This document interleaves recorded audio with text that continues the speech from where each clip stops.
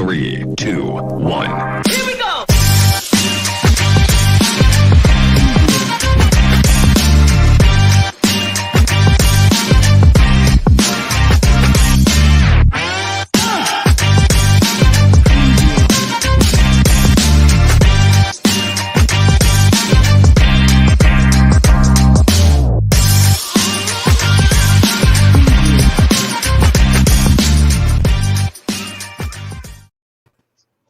Heidi ho!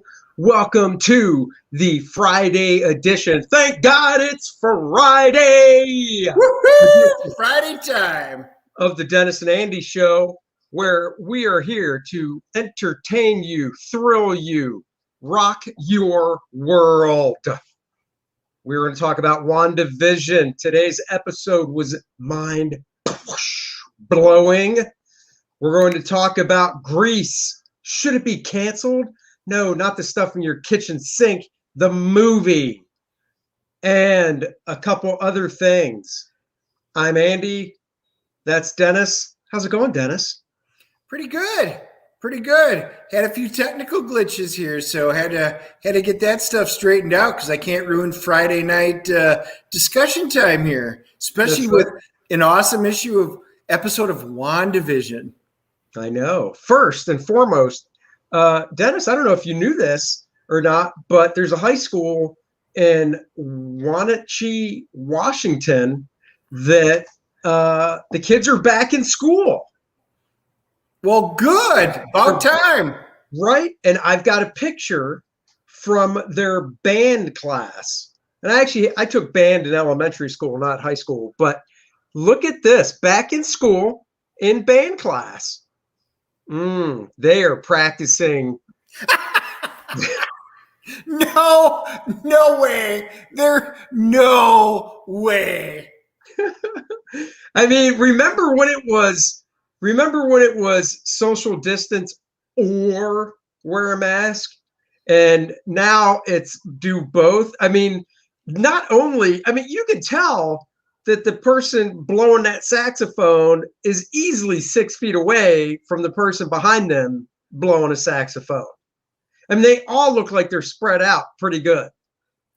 It was social distance or wear a mask, or now it should be social distance or wear a mask or get a vaccine.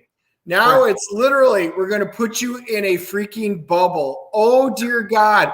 I would hate to see the guy who's playing the xylophone or the piano. What are they doing with that guy? How about the tuba? Would love to see a tuba. Your wish is granted. No way. Okay, Number 8, you make my picture of the day. Yep. So that is just stupid, man. I tell you, just freaking stupid. Wow. It is insane. And the fact that people actually think it's a good idea and that this is necessary. Yeah, exactly. Wow. Exactly. You know, if I wrote a novel about this stuff like 10 years ago, they would have laughed at me and said, dude, you've been reading too much 1984.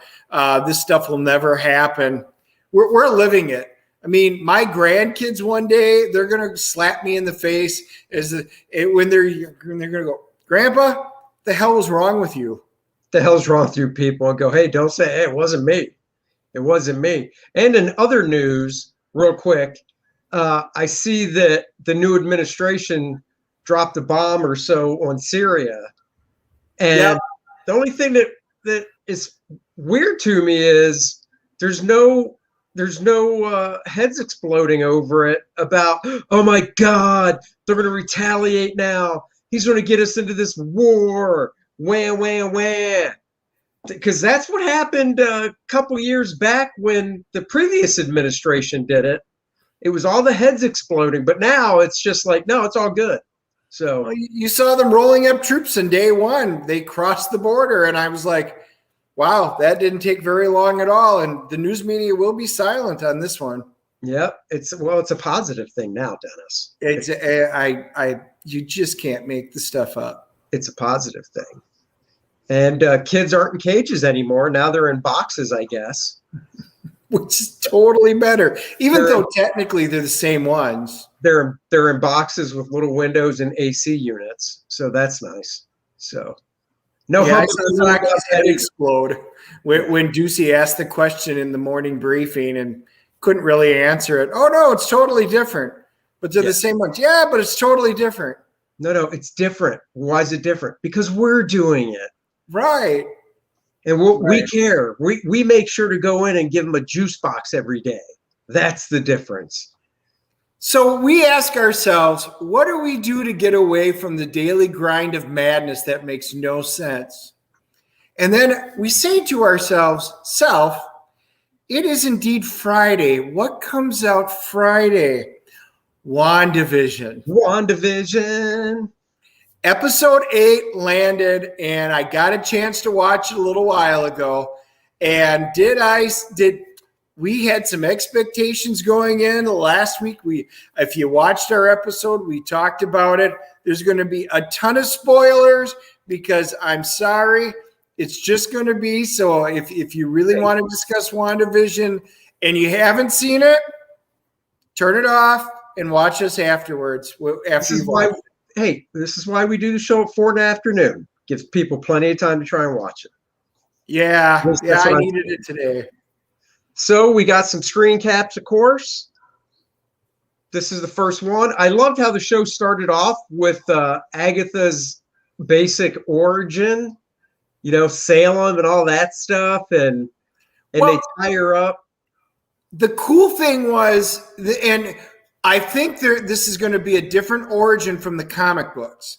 I don't even know what her origin in the comics is. Her comic books date way before. So in the show, it was Salem 1693, which was interesting because in reality, in our world, the Salem witch trials were indeed 1692, 1693. So they're placing it in real time in terms of our actual historical accuracy.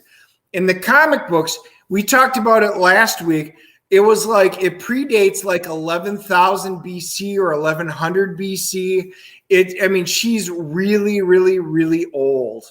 And ahoy. Wow. What about? Glad you joined us. We're talking a little Wanda. Yeah, so that was awesome that they're doing the Salem witch trials, and she was actually a witch. So she's now the oldest person in the MCU. But this is what cracked me up. She's got the bluish type energy and stuff. And they're like, "Are you a witch?" I don't know. What do you think? I liked it. I thought it was awesome. Her mom, when she dropped the mom, and you're like, "Oh, damn, her mom's doing it to her." And she's just basically soaking up the power. And like this shot that we're showing here of the mother, I still think, and I could be wrong, something about the energy headdress just, God, it reminds me of something. Needless to say, it does have a Scarlet Witch vibe to it. But it just reminds me of something that's already in comics, but maybe not. I could be 100% wrong. So what I'll say is they've got a coven. So the coven is the one that's basically putting her up for trial because she's been dabbling in the dark arts, and that's a no-no. Witches can be good or bad, but the dark energy is something totally different. And you find out that just like in regular witchcraft, from different sources, Marvel's treating it the same way. Right. They put her on trial instead of burning her at the stake, which is what actually happened in the comics when she was in New Salem when they killed her. In the comic books, she's in Salem. They actually use their energy, and it's blue. So blue magic. So you're starting to understand that blue energy like that are witches. And we start finding out now that magic in the Marvel universe looks like it's going to be color coordinated now. Yep. Because Agatha present day is purple. And then Wanda is red. So so we go from here, and we won't spoil everything. So we go from this scene back to where the episode left off last week in the basement. And Agatha, Wanda can't use her powers in the basement because of what did Agatha call it? They're runes. Those are.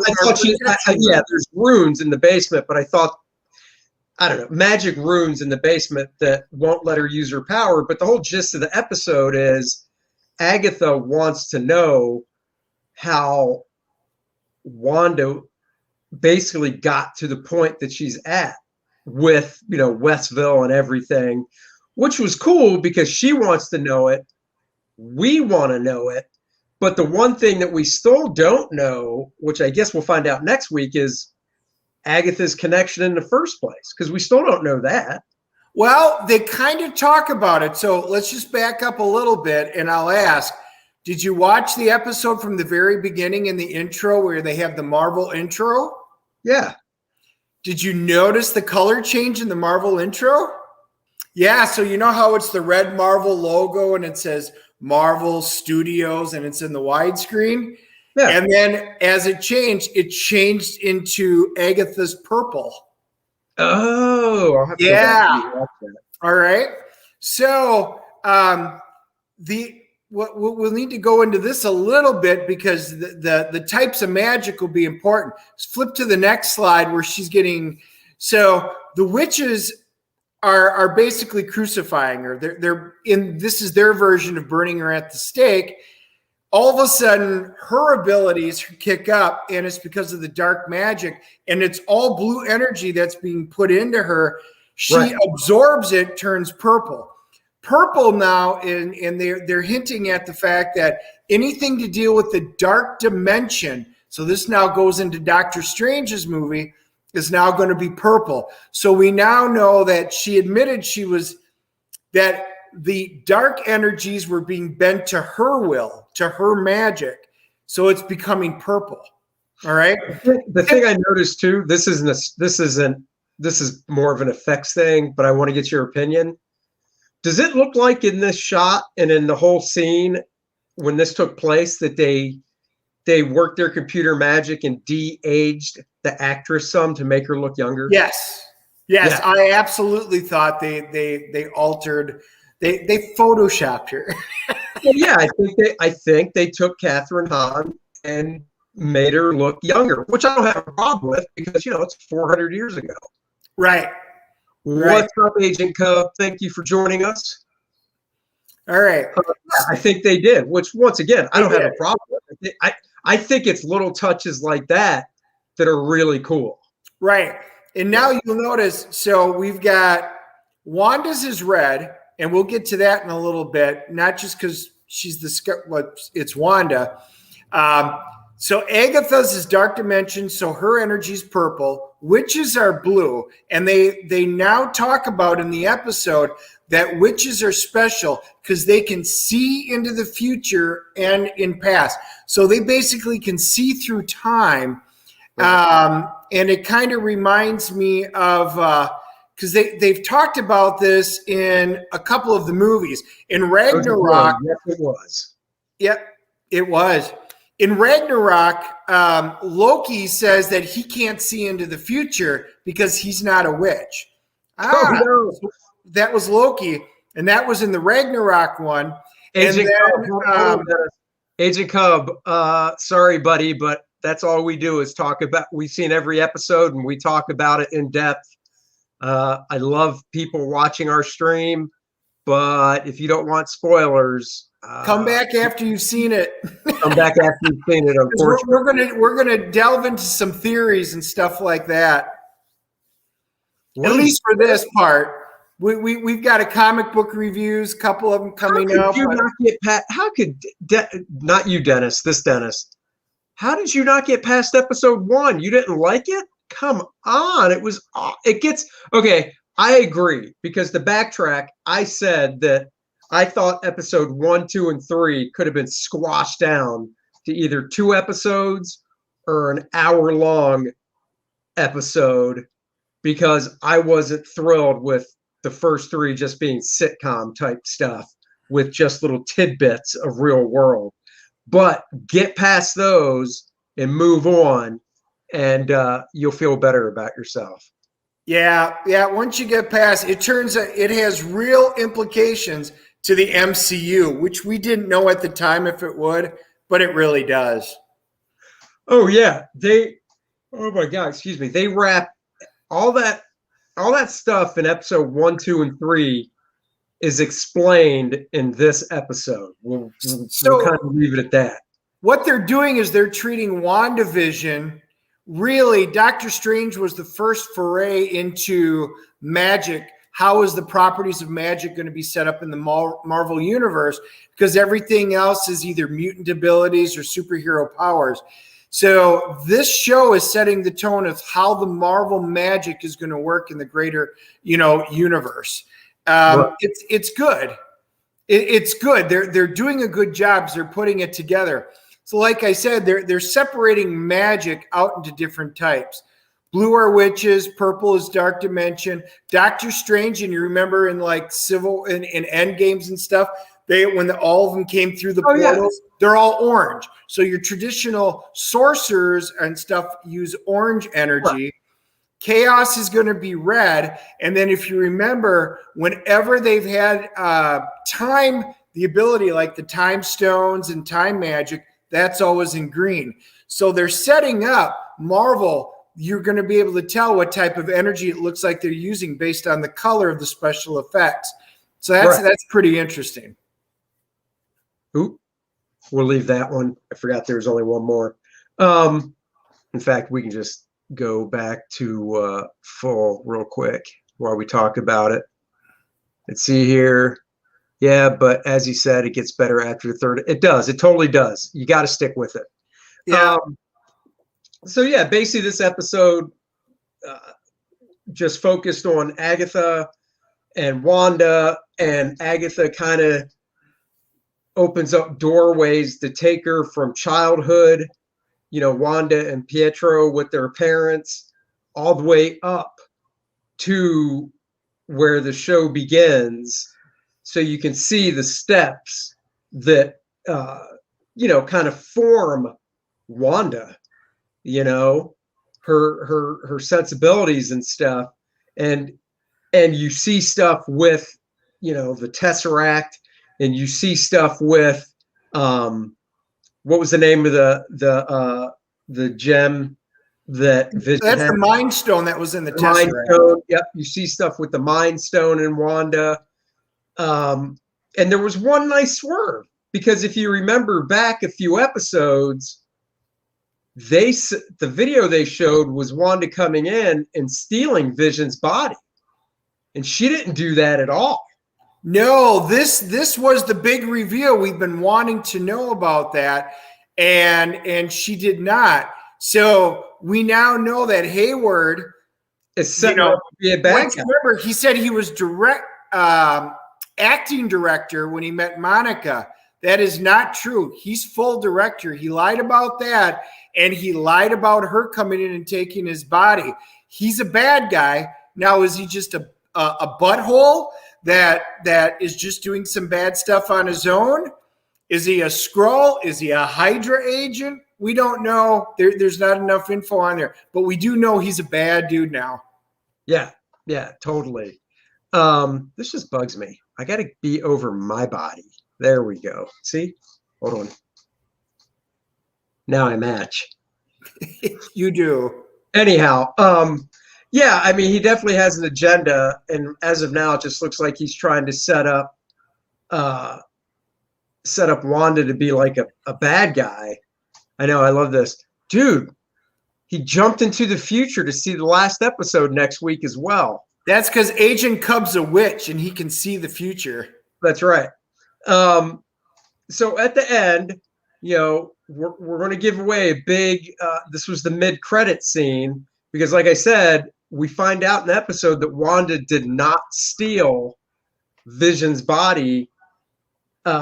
She just, when she drove to Westville after seeing him being taken apart, at Sword headquarters, and she went to this house. Yeah, actually, he's right. He's a warlock because he's a dude. Way to misgender Agent Cub, Dennis. Yeah, I'm all about equalness.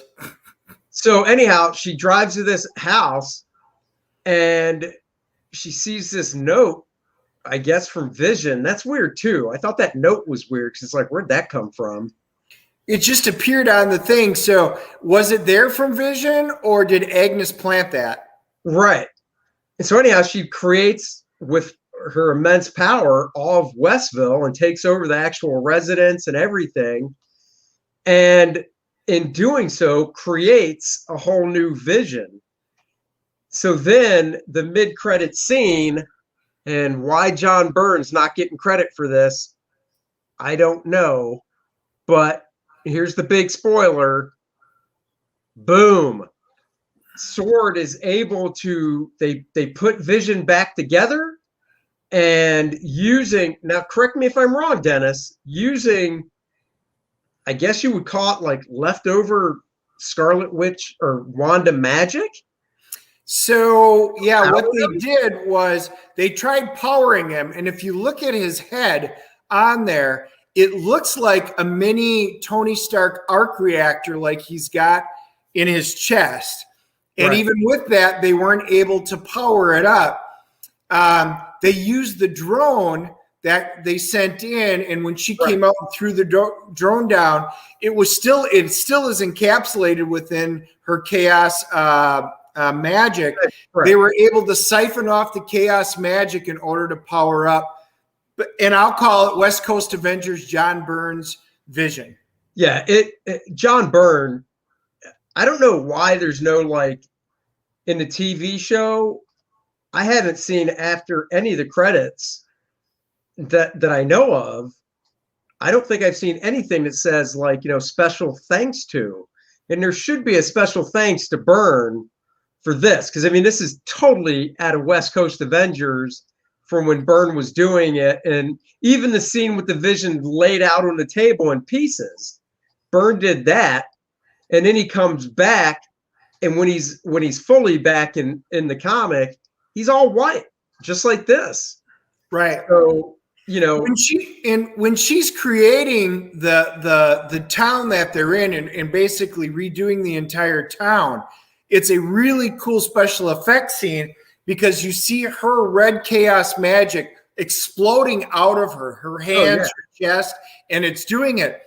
But when she creates Vision out of nothingness, she's still going red, but it turns yellow. Yeah, it was yellow. Because it's the Mind Stone. Right. So here's where my thought is. He gets created with the power of the Mind Stone, which she absorbed some when she was in the base, when her and Pietro were captured. Right. They were working with Hydra. Right. And which I think it was Stucker. So that gives me hope that Vision, because he's now been created by the Mind Stone, maybe all is said and done, Vision winds up living again because of that energy in the Vision. So they don't say anything about it, but they imply it. So what you're saying is maybe in the end, the Vision inside Westville that Wanda created in this one merge? Yeah, well, I don't know about merge, or does it, maybe that's what winds up happening. That is the one thing. Well, that's the one thing we don't know with this one, and we'll find out in the season finale, is what type of personality does this thing have? Okay. Well, you know what I'm saying? Because all they did was power it up, wake it up. Well, we don't know if you remember John Byrne's Vision, when he first came on from the comics, he didn't have a personality. Right. He didn't know anything. He's a synthezoid, and I've got a feeling that's what he's going to be like. Right. Because in the comic, because I actually flipped through it, I got the trade paperback this afternoon. In the comic, she was so happy to see him, but he was basically like, who are you? Yep. That's nice. Yeah. Yeah. So one of my thoughts, by the way, we've been talking about, is there another big bad behind it all? and if it's Mephisto or Nightmare, and every week we still have that discussion. Now, This week, what is this? Okay, so that one, go to the top. So they talk about the Dick Van Dyke Show, specifically season 2, episode 21, and it's titled "It May Not Look Like a Walnut." And they're very specific in the episode. That top one there is episode 21 from season 2. It is not the same title. So, right. Did Marvel intentionally just change the title to whatever they wanted? Or is there going to be some hidden meaning in here? I just wanted to show everybody. I did a little bit of homework as soon as I watched it. That is not the title of episode 21, season 2. All right, so let's hear some of your. Some of my theories are, so in the comic books, she gets her power basically, and I don't know if I'm pronouncing it right, but it's like Chithan, I guess. Chithan, because he winds up giving the Scarlet Witch, her abilities and stuff like that. And he is, in the Marvel comics, he's the god of chaos. So he's the one that first, when the girl was to be born, touches her and imbues her with chaos abilities, which they're kind of hinting is maybe what happened in here. So that'll be interesting to find out if the god of chaos makes any kind of appearance in here. So that's pretty interesting, because then this ties in kind of with Mephisto. So remember, we were talking if it was Mephisto or not. Mephisto, remember I kept talking about, I mentioned the Fly, and how every episode for the last couple, that Fly has been there. All right? Yeah. So the Fly keeps showing up. Mephisto's first appearance in Marvel Comics in the Silver Surfer was as a fly. Now, he did make technically a first appearance. I had to check this up in Bible Tales for Young Folk #1 in August of 1953. Mephisto is named, but he's in the appearance of a serpent. But in the modern Marvel, the Silver Age, where he comes through as Mephisto, he first applies in the form of a fly. And that fly keeps showing up either on the wall or a bunch of it. Dude, of course we're a bunch of nerds. We love comics. I draw comics for a living. Dennis is a comic appraiser. We love comics. Of course we're nerds. We are nerds. But that's why. But this is why we love having these type of discussions. I'm just really on the fence with basically 45-minute episode left. If that's all they're going to do, packing Mephisto in there, I still don't think it's going to happen. But we'll see. We'll find out if it's a longer episode. We thought this one might be. It's not, because Mephisto in the comics, remember, it was Mephisto's soul that was caused to the Scarlet Witch, which gave birth to her sons, Tommy and Billy. Right. Later on, he reabsorbed them, and it really ended their entire existence. And then, remember, Wanda went back and reanimated Agatha Harkness when she cast a spell, and then Agatha made her forget her children, but later they wound up being reborn as Speed and Wiccan, and I think that was in like Young Avengers, like 11-ish, if I remember right. So again, this is all dealing in with the history of Mephisto. Even though it hasn't been touched officially in there, it still holds water in my view. Well, the biggest thing from the episode I loved is Agatha called her the Scarlet Witch. And my daughter and I were like, yes, yes. But they're saying the Scarlet Witch was supposed to be a myth. It's not supposed to exist, and which is an awesome reveal. So that says a lot going forward. Well, the other thing that my daughter really liked is in that last scene too, Agatha's outfit that she was wearing. Yeah. The real gypsy looking. Because I said Yep. that kind of reminds me slightly of comic stuff, Yep. comic book. So she loved that too. But Yeah. Oh, and the fun one, they talked about Pietro, but she called him Fietro. Right. But the cool thing I thought they did was they justified the actor change because Agatha said, I couldn't exactly bring back your real brother because, Right. he's dead, buried, and in With another holes in country. them. With holes in him and in another country. And I thought that was awesome. A great way to explain it.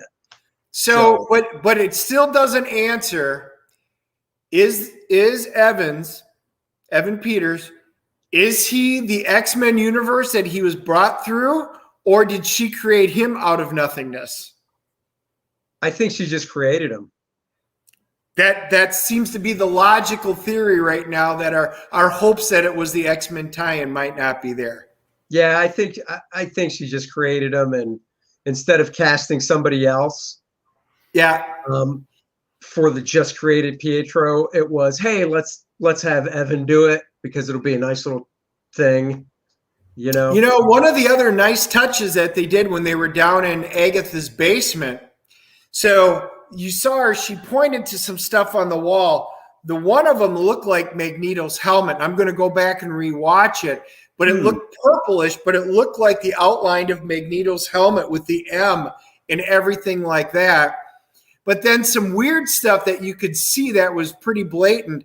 They had some in the pillars. They had there were devil heads that you saw that was on there. They had ram heads. So those are all satanic type of symbols. So they're setting it up that, again, Agatha isn't just a witch.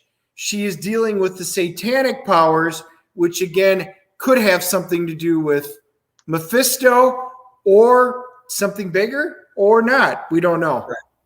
Yep. So let's see. So we rate it, right? We do our rating. Yeah. I'll give it a 9.5. I thought it was awesome. Yeah, this was a fantastic episode. It is definitely near mint worthy. It's a 9.6 all the way. Yep, no question about it. I can't wait for the finale, and I hope I'm not let down. Me too. All right, moving on. We got a couple comics to review that we said we would. So back to the screen share. Boom, the first one. You can't see the full cover, so I believe that's Deep Beyond, right? Yep. So this is the first one. Dennis said we're going to review it, so he read it. Let me borrow it. I read it. Both comics are Image Comics this week. They both look pretty interesting, and they were both #1, so we wanted to see if they were any good. Take it away with Deep Beyond. Deep Beyond, the stories by Mirko Andolfo and David Goy.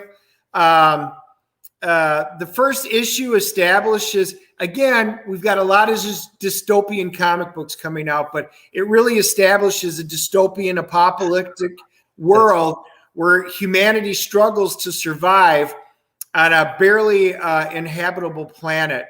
Well, it takes place in the year 2085. Because 85 years previous. So for those math guys, in the year 2000, that's when the shit hit the fan, apparently. Yeah, it's a very much, in my mind, an homage classic sci-fi story is what it feels like. Yeah, very much like The Abyss. If you guys watch The Abyss, yeah, it's kind of like that. Something happened. The world's now a collection of enclosed like little colonies around the planet, because most of the planet's surface was wiped out by a mysterious event that pretty much left it in shatters. There's harmful toxins, so everybody has to wear masks from the poisonous wilds outside of the settlement. Of course, it feels like us right now wearing masks, but apparently it's even worse in 2085. But they discover a secret anomaly that lies deep within the ocean depths. And that's what hold the answers to the current state of things. And we know that scientists and farmers and the such, they're very rare. And so, again, I don't know if it's because there's no education. They don't really go into detail. But its story starts off around Pam, who is a scientist. She's kind of the heart of the story. And it's her submarine that goes missing during an expedition to uncover what this abnormality is on the ocean depths. Something's going on with her. We see the vessel goes down, and she's able to send out a dire message. You find, I don't want to give away that spoiler. I was going to spoil something in it, but I don't want to do that. Yeah, I don't want to spoil stuff because, you know, when we give these reviews, we want you guys to, if we give them we want you guys to take away from it if we like it or not. If we don't, make your own opinion and go out and read it. Oh, hello. The art is good. Real quick, hold on. Hey, Vincent, thanks for joining. The art is actually by, because I'm the art guy. The art's by Andrea Braccardo. Probably screwed that up. No, I think you got it right. I'm not that familiar with Andrea, but I thought it was fantastic. Yeah, I think the art's nice. It's a clean, simple style. The coloring by Barbara Nocenzo is really nice. It complements the art really well. The story moved along, pretty good. It didn't drag. It was nice setup. You got a nice introduction to the characters.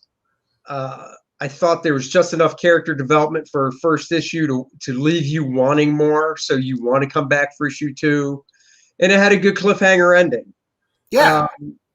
You get introduced to Pam, and then because of that, you find out, Paul and then Pam's ex are all involved, and that brings them into it.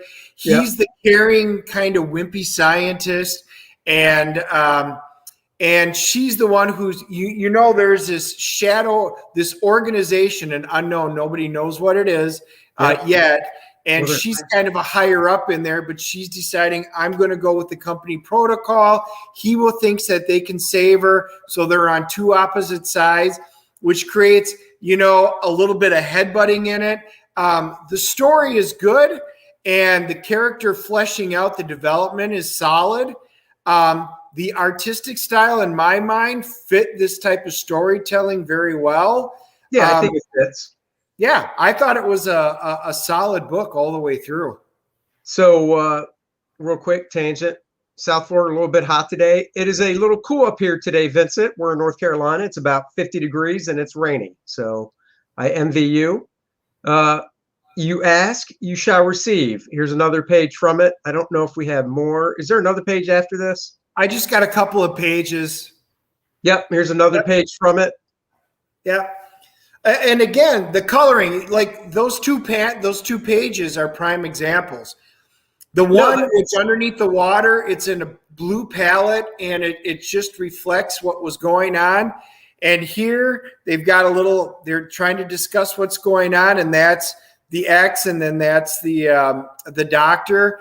And again, now here you've got more of your earth tones, and it's drawn. The coloring's really decent. Yeah. And Barbara Nocenzo. Again, not familiar with Barbara's work, but I thought she did a fantastic job with it. I think they complemented each other very well. All right, give it your score. Give it your rating. I am giving this a solid 8.5. I think it's going to be an interesting book. I'm keeping it on my list to continue to read. I want to see where they go with it. The first one was enough to draw me in and wanting a little bit more. So 8.5. I'll go 7.5. I like it. I still, it's, if you like sci-fi, then you'll like it. Agent Cub, it is this right here. The Deep Beyond. Here, let me do my screen so you can see it. Nice by Image. Deep Beyond. Dun, dun, dun, dun. Just came out. It's by Emmett through Image. If you like sci-fi type stuff, this takes place in the year 2085. So it's, it's still based real world with sci-fi elements. Then I think you'll like the book. The storytelling reminded me a little bit, if any of you guys watch The Expanse, it's a little bit different setting. This is on the ocean floor versus outer space. But the way that they're telling the story kind of has like an Expanse feel, from the TV show. But just my 2 cents worth on that.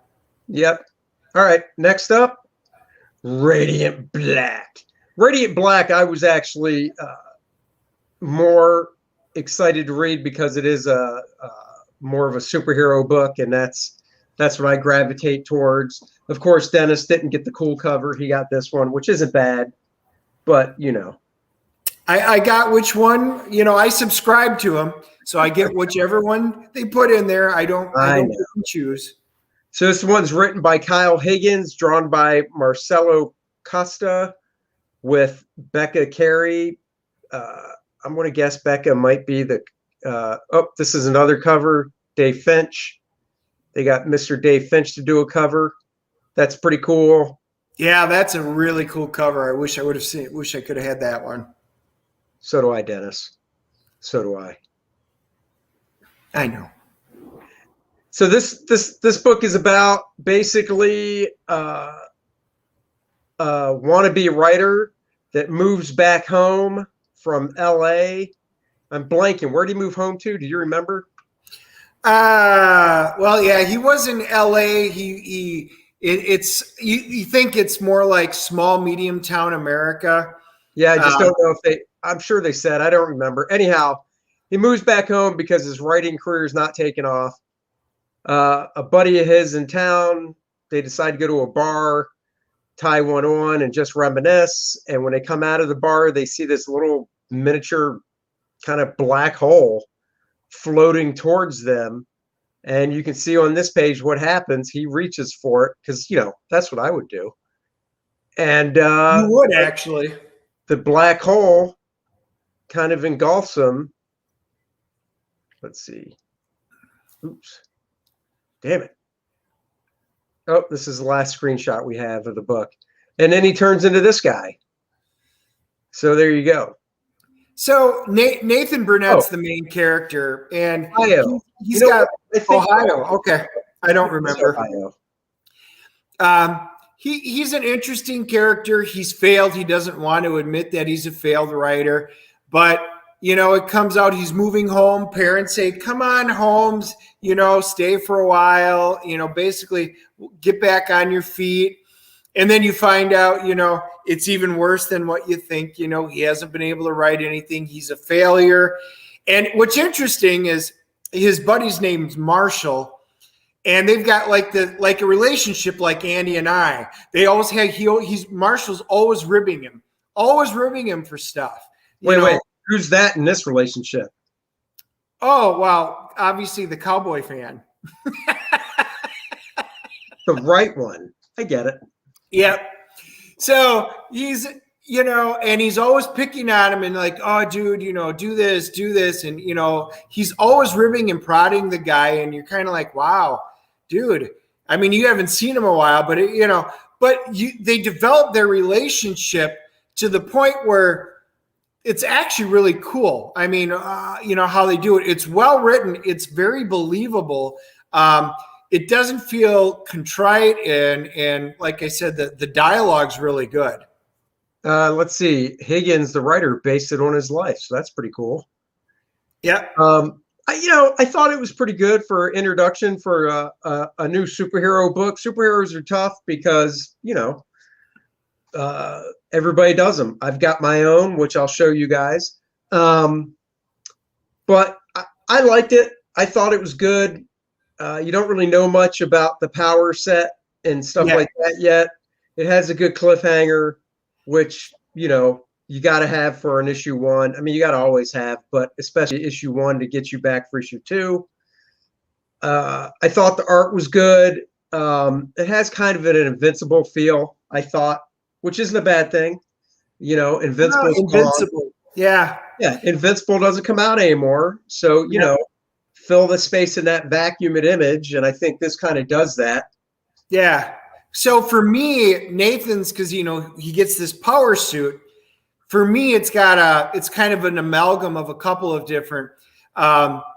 If any of you guys are old enough and you ever watched Greatest American Hero, William Catt and stuff, which we talked about a few weeks ago with one of our other guest stars, because they wound up doing the comic off the TV show. But he winds up getting the alien suit, but he doesn't know how to work it because he loses the instruction manual. So he's got all these cool powers and he helps the FBI. Well, now Nathan gets this suit. He doesn't know how it works and he's got to figure it out. So again, it's kind of like Greatest American Hero, but it's also set like Starman circa, was it like 1988, 89, where, you know, that version of Starman, he's able to change his face and everything like that, but he's got to learn how to use his powers. And there you go. That's him in the suit from the book. Unfortunately, when Dennis gets this book back, it won't be a 9.0 condition, but what are you going to do? Yeah, it's the one good thing about Marvel. At least I have a digital copy I can read when you ruin my books. That's right. So what grade do you give it, Dennis? I enjoyed this one. I'm giving it an 8.0. I thought the art was fun. The coloring was decent.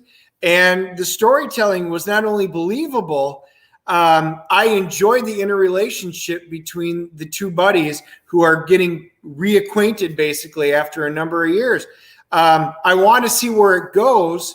I'm sure they're going to take us into some interesting thing. Maybe it will be like an Invincible. So I'm crossing my fingers. I want more. I want to see more. So an 8.0. I'm keeping it on my pull list. I can agree with that, 8.0, because I have a bias towards superhero stuff, and I thought it was pretty good. Nice introduction to the world, to the story. I think the costume design's cool. It's nice and slick and sleek. It's not all gunked up with stuff. So yeah, I give it an 8.0. And speaking of stuff like that, you know, First Man, you know the drill. A college kid is imbued with great power and likes it. Penumbra has other plans, and hand delivers him to Monarch, a fun 64-page action-packed comic book harkening back to the glory days of Marvel Comics, only on Indiegogo. And I give this a 10.0. Hey, look at that, 8.0, almost the same condition your book will be when Andy gives it back. Most likely. Yeah, you're probably right. I'm the roll comics up, put them in your back pocket guy, especially when they're not mine. So speaking of First Man, why have a captive audience? First Man is my campaign. It's on in-demand and Indiegogo, and it is a 64-page graphic novel. My guy First Man, who I created way back when I was but a kid, is back for a brand new adventure. 64 pages, fun-filled action.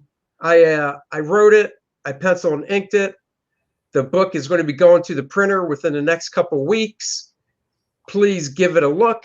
Please give it a back. I would appreciate it. I think you guys would love it. And I will post the link right here in the chat for you guys. Now, Andy, did you you hit one of your next stretch goals, right? Oh, yeah. Everybody that backs First Man is going to get a bookmark, a trading card, and a magnet for your refrigerator as well. And there's other goodies you can add on to on checkout. The bookmark, the trading card, and a magnet. So there you have it. Please give it a back. Now we're going to move on to other things in the news. We've all heard of that movie Grease. Well, Dennis, I got to tell you, it's my wife's favorite movie, and I'm not even joking. Now, I personally can't stand the movie. Got a question about First Man? Do I have? Yes, I do. As soon as this one gets shipped out and everything, I want to start working on volume 2. So thank you for the question. I do want to start volume 2. So let's get over to Greece. Misogynistic, sexist, and a bit rapey. Should Greece be banned? Dun, dun, dun, dun. Let me tell you this. It's your wife's favorite. It's my wife's second favorite behind like Sound of Music. Am I looking at something? Hold on. Am I looking at something in the future? This is dated 3/1/2021. Oh, that's really funny. Look. Maybe you're a witch. Maybe. Or a warlock. Anyhow, go ahead. Earlier. No, seriously, I have watched this movie so many times with my wife because she loves this movie. My niece and nephew have seen this movie. It is a movie from the 1970s. Circus storyline 1950s. Right. And we're trying to apply the way people view things ridiculously today through the lenses of 2020 or 2021 on something from a period long past when family values and societal values are completely different. Well, it's got this huge movement now to ban it like permanently. They're not talking about you should stop watching it. They want to get rid of the movie altogether. Well, let's read a little bit.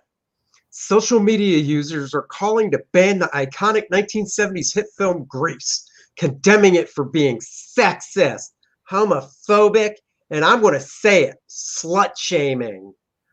A Boxing Day view of the film on BBC One sparked outrage online with many Twitter users calling the film outdated. Well, here's the problem. Twitter users. Why do people gauge decision-making off of Twitter users? There's 7 billion people on this planet. How many Twitter users are there? And who cares? That is literally the small, what's the saying? Not the small majority, you know what I'm going for. The silent majority. It's this. Well, no, they're not silent because they're on Twitter getting all verbal about it. So you mean them? Well, yes, they're the verbal minority. They're the verbal minority. And why would you base decision making as a company on Twitter? Because they base everything on trends, hashtag trends. Just like the other day it was hashtag free Crowder. Look, because he got banned for a while. Sorry, but Grease sucks on so many levels. No plot, nothing interesting, and the message is pure misogyny. No, it's not. As much as, my wife loves the movie. I don't really care about it either way, but I've watched it. The film's a lighthearted romantic musical centering around a high school love affair between Sandy, played by Olivia Newton-John, and Danny, played by John Travolta. That is what it is. It's a love story between high school people who meet, and it's a musical. And I do not like musicals. I hate to say it. I'm not fond of musicals, but this is one that I watch and don't mind it. I love the music in it, and like I said, it's utterly ridiculous in my mind. The drive-in scene where Sandy and Danny watch a movie together was criticized for being rapey. One user said it didn't age well. What are you talking about? In the 50s, they went to drive-ins, and the whole point of a drive-in when you were in high school in the 50s was to, here's a dated term, make out. It wasn't to watch the movie. It was to make out. Right. That's not rapey. It's just, it's ridiculous. You got to post Agent Cub's response. It's really husbands posing as social justice warriors wanting it banned because they're tired of watching it. Yeah, exactly.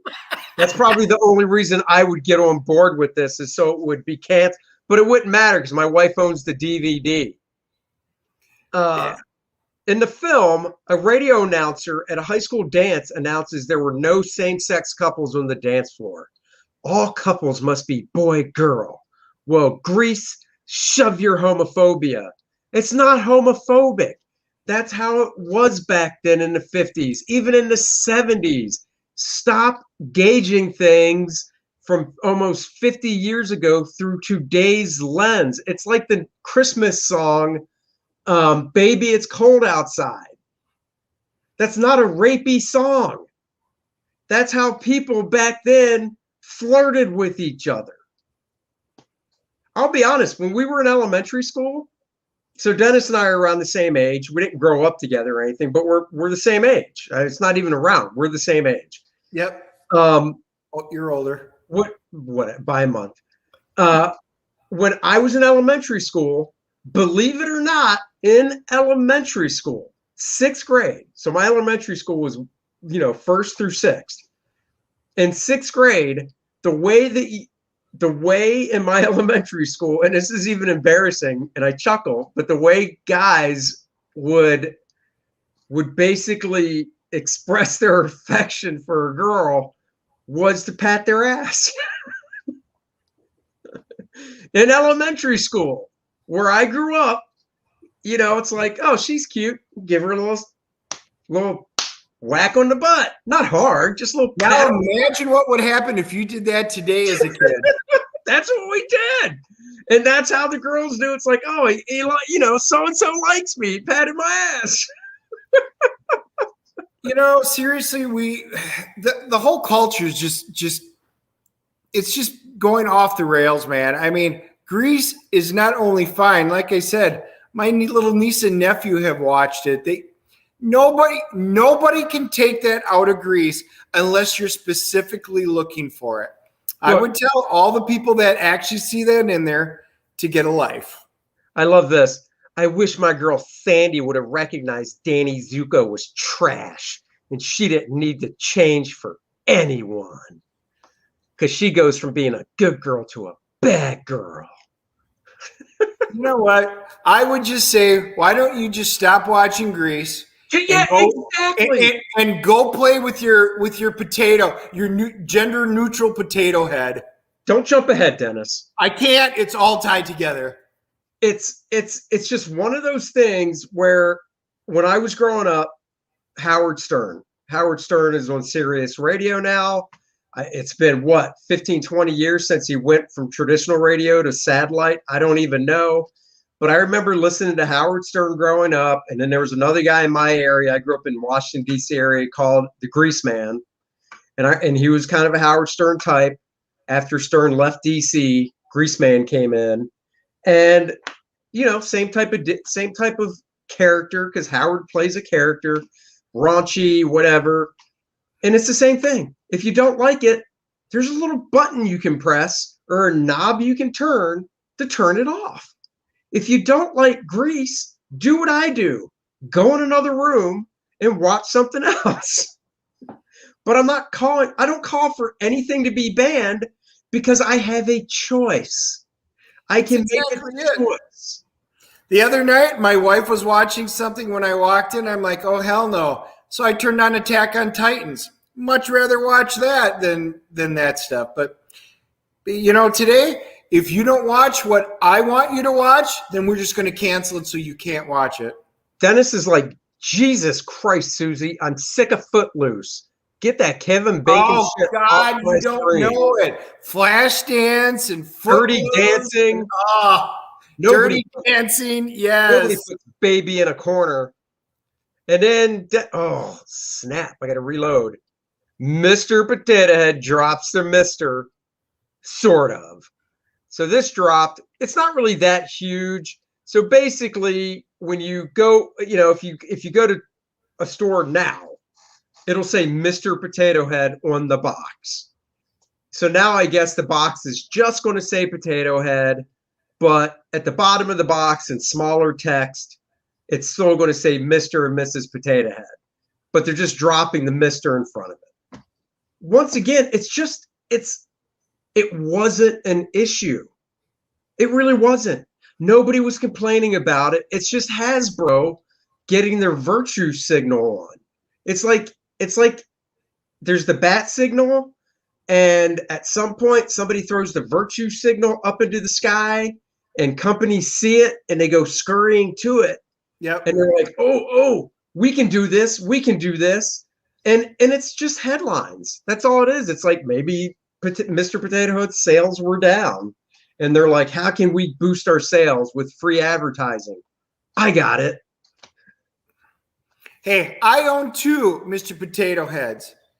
One of them is Captain Kirk, and one of them is the Klingon commander.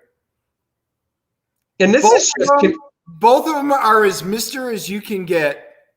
This is just a confusing picture because this looks like 2 Mr. Potato Heads and a baby. So they're not even showing Mrs. Potato Head in this picture. 2 men and a baby. Throw the 3rd potato head in there with the mustache, and it's 3 men. At least the baby looks like small. It's like a little sweet potato. Yeah, I mean, if anything, how about actually giving Mr. Potato Head a little hole down here you can pop his junk on? And you could take, and for the female, you could just take the lips and slide them sideways and pop those on down below. I don't know how they're going to do it, but again, if something's not broke, don't fix it. Don't need to change it. I always like the fact that potato heads, like I said, I got Star Trek ones.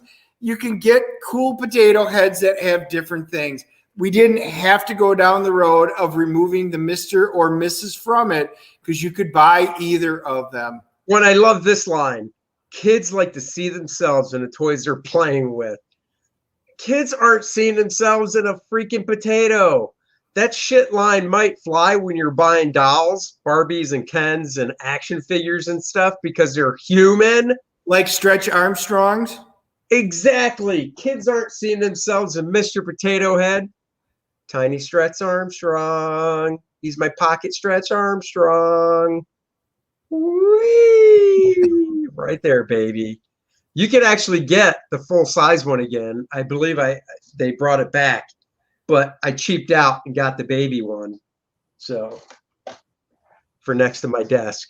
Oh, so well, I got my potato heads. I'm good. I don't need to buy any new ones. Nope. That's it for today's headlines. We did the Wanda Vision. We did a couple comic reviews. Grease, Mr. Potato Head, talked about COVID stuff. That's a jam-packed show. We did, and we didn't even get to Invincible. Oh, damn. We will talk about Invincible next week because it's fun. So, yes, we will talk about Invincible and The Simpsons next week. Those are the only clues. See if you can piece together what we'll be talking about when it comes to Invincible and The Simpsons. One more comment, then we're blown out of here. Agent Cub says they no longer want to promote family values and they want to see it destroyed. Yep, it's ridiculous. I don't get it. When did family become a bad word? I have no idea. Nuclear families are literally a swear word today. Yep. So anyhow, thanks everyone for joining us. We hope you enjoyed the show. We always enjoy bringing it to you. Please like, subscribe, and hit the notification bell on the YouTube channel. I always do the wrong way. It's down there. And we'll see you guys on Monday when we bring in special guest comic book creator Keith Champagne to talk about his career at DC Comics and beyond.